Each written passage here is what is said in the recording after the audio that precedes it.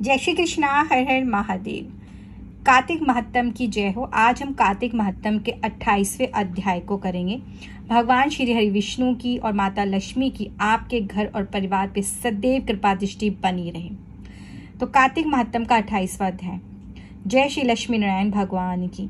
धर्मदत्त ने विष्णु के गणों से पूछा, मैंने जय और विजय को विष्णु के द्वारपाल सुना था। कृपया बताइए कि उन्होंने पूर्व जन्म में कौन सा पुण्य किया था जिससे उन्होंने विष्णु का रूप धारण किया। गण बोले, प्रिय वृप, तृण बिंदु की कन्या देवहूति पर कर्दम ऋषि की दृष्टि पड़ने से ही उसको 2 पुत्र उत्पन्न हुए। उनमें से बड़े का नाम जय और छोटे का नाम विजय था। इसके बाद उसी देवहूति ने कपिल देव जी को जन्म दिया। जय और विजय सदा विष्णु की भक्ति में लीन रहे। भगवान में ही अपने हृदय को लगाकर दोनों अत्यंत धर्मात्मा हुए। दोनों भाई सदा अष्टाक्षर मंत्र ओम नमो नारायण का जाप करते हुए विष्णु भगवान का व्रत करते रहते थे। पूजा के समय विष्णु भगवान इन्हें साक्षात दर्शन देते थे। एक बार मरुत नामक राजा ने जय और विजय को यज्ञ में बुलाया। देवता और ऋषि इन दोनों का सम्मान करते थे। ये दोनों यज्ञ में गए। यज्ञ में जय को ब्रह्मा बनाया गया और विजय को आचार्य का स्थान दिया गया। दोनों ने मिलकर यज्ञ संपन्न किया। यज्ञ के अंत में स्नान करके मरुत ने उन दोनों को बहुत सा धन दिया। धन लेकर दोनों भाई अपने स्थान को चले आए।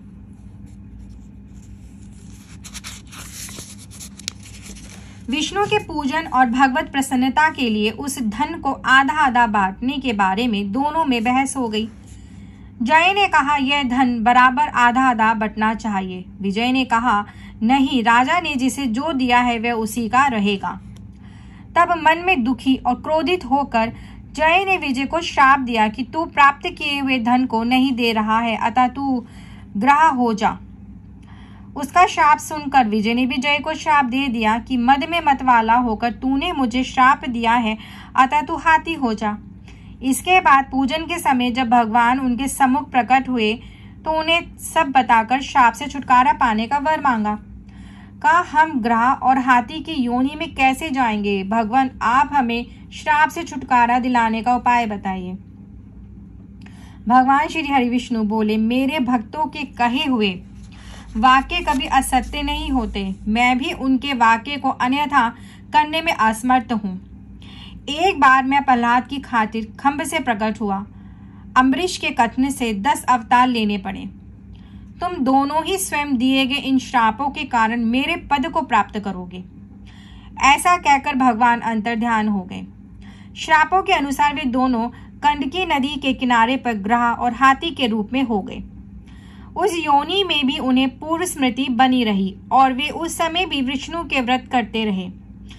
एक बार कार्तिकेय पूर्णिमा के दिन वह हाथी गंडकी स्नान करने के लिए गया तो ग्रह ने श्राप का स्मरण कर उसे पकड़ लिया। ग्रह के द्वारा पकड़ जाने पर हाथी विष्णु को पुकारने लगा। तभी शंख, चक्र और गदा को धारण किए श्री भगवान श्री हरि विष्णु प्रकट हो गए। तत्क्षण की ही चक्र चलाकर उन्होंने गज और ग्रह का उद्धार किया और अपने जैसा रूप देकर उन्हें बैकुंठ में ले गए। उसी दिन से वह स्थान हरिक्षेत्र के नाम से प्रसिद्ध है। वहां के पत्थरों पर भी चक्र के चिन्ह बन गए हैं। हे ब्राह्मण, जिनके बारे में तुमने पूछा वे जय और विजय के नाम से प्रसिद्ध हैं और भगवान के प्रिय द्वारपाल हैं। इसलिए हे धर्मात्मा ब्राह्मण, तुम विष्णु के व्रत में लीन होकर क्रोध और घमंड को त्याग कर सब पर समान दृष्टि रखने वाले हो जाओ। तुला, मकर और मेष राशि के सूर्य आने पर सदा प्रातःकाल स्नान करो, एकादशी के व्रत करो और तुलसी के पौधे की रक्षा करो। ब्राह्मण और वैष्णवों की सेवा करो। मसूर, कांजी और बैंगन को खाना छोड़ दो। ऐसा करने पर तुम भी अंत समय में विष्णु के पद को प्राप्त करोगे। बाल्यावस्था से ही विष्णु को प्रसन्न करने वाले यह व्रत करने से कोई भी यज्ञ, दान या अन्य व्रत इस व्रत से अधिक लाभदायक नहीं हो सकता। धर्मदत्त ने विश्वास के साथ उस व्रत को किया और देह त्याग के समय दोनों स्त्रियों को सहित विष्णु लोक को चला गया। इस प्राचीन काल की कथा का जो कोई भी मनुष्य सुनेगा, भगवान की कृपा से वह हरि के पास पहुंचाने वाली भक्ति को प्राप्त करेगा। भगवान श्री हरि विष्णु की जय हो। कार्तिक माहत्म्य का 29वां अध्याय। जय श्री लक्ष्मी नारायण भगवान की जय। राजा पृथु ने नारद जी से पूछा, कृष्णा और वेणी नदी के तट पर वैश्य और कलह का उद्धार हुआ था। मैं जानना चाहता हूँ कि यह दो नदियों के संगम का प्रभाव था या क्षेत्रों का। हे धर्म के जानकार नारद जी, मुझे संदेह है, कृपया बताइए। नारद जी ने कहा, कृष्णा तो साक्षात कृष्ण का शरीर ही है और वेणी महादेव का रूप है। दोनों के संगम के प्रभाव को ब्रह्मा जी भी कहने में असमर्थ हैं। फिर भी मैं तुम्हें उनकी उत्पत्ति बताऊंगा, तुम सुनो। चाक्षुष मनवंतर में एक बार देवपिता ब्रह्मा ने सहा पर्वत की चोटी पर यज्ञ करने का निश्चय किया। वे यज्ञ का सामान इकट्ठा करके देवताओं सहित विष्णु और शिव के साथ पर्वत के उस शिखर को गए। भृगु इत्यादि मुनि लोगों ने ब्रह्म मुहूर्त में उनके दीक्षा विधान के लिए एक सभा का आयोजन किया। ब्रह्मा जी की पत्नी स्वरा धीरे धीरे आ रही थी। तब भृगु ने विष्णु से पूछा, विष्णु, तुम्हारे बुलाने पर भी स्वरा नहीं आई। मुहूर्त निकला जा रहा है, दीक्षा विधि का कार्य कैसे होगा? भगवान श्री हरि विष्णु भगवान ने कहा, जो स्वरा शीघ्र न आए तो गायत्री को ही दीक्षित करना चाहिए। क्या पुण्य कार्य में वह इनकी स्त्री नहीं है?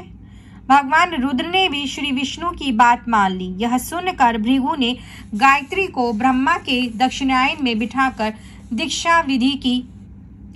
वे ब्रह्मा की दीक्षा का विधान कर ही रहे थे कि उसी समय यज्ञ के स्थान पर स्वरा आ गई। ब्रह्मा के साथ गायत्री को दीक्षित देखकर सौत की ईर्ष्यावश क्रोध से स्वरा ने कहा, जहां पूजा के अयोग्यों की पूजा की जाती है और पूजने योग्य नहीं पूजे जाते, वहां भयंकर अकाल, मृत्यु और भय तीनों उपस्थित हो जाते हैं।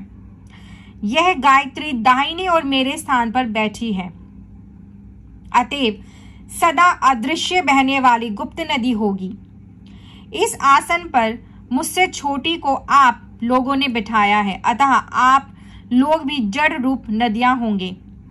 उसके श्राप को सुनकर गायत्री के होठ कांपने लगे।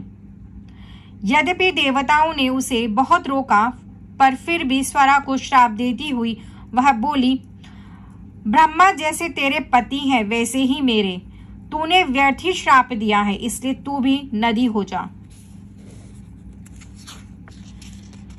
तब शिव एवं विष्णु आदि देवताओं ने हाहाकार करते हुए स्वरा देवी को दंडवत प्रणाम किया और प्रार्थना करने लगे, हे देवी, तुमने हम सब देवताओं को श्राप दिया है कि जड़ीभूत होकर नदी हो जाए, परंतु ऐसा होने पर ये तीनों लोक नष्ट हो जाएंगे। इस पर तुमने विचार नहीं किया, अतः ये श्राप वापस ले लो।